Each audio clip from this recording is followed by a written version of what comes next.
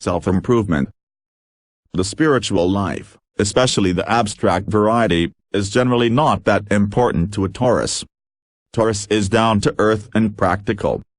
Taurus sees life on earth, even the mundane things, to be spiritual. You're probably right too, you feel close to the divine when you are physically comfortable and at ease. But over the past 6 or 7 years this has begun to change.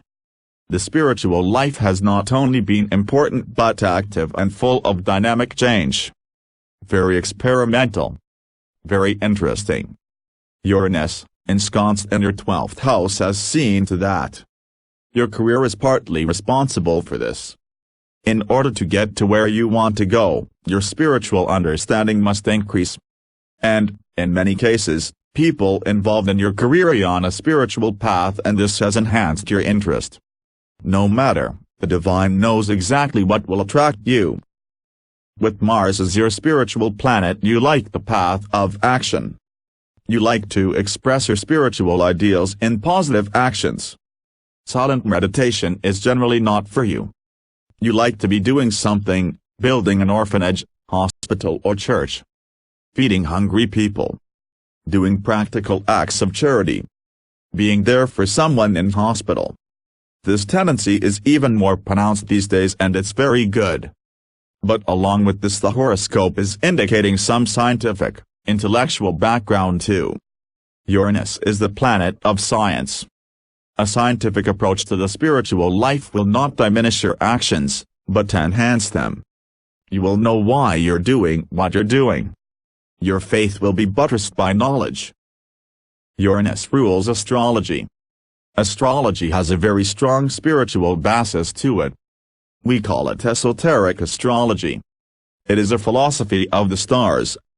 Thus this is a valid spiritual path these days. Jnana Yoga, Hermetic science and Kabbalah would also be interesting. These are rational scientific approaches. Uranus in your 12th house shows spiritual experimentalism. This has its good and bad points.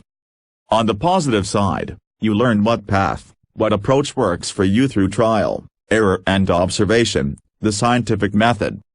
On the negative side, it can make a person a spiritual faddist, running after the latest fads and trends, jumping from one to another.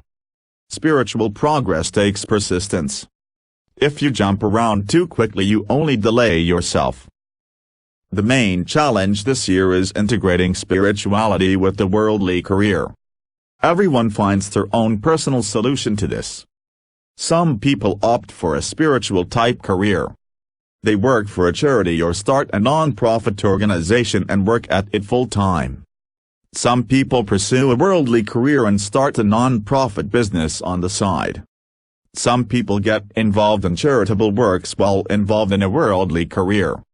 You will find your solution for yourself. There are no rules about this.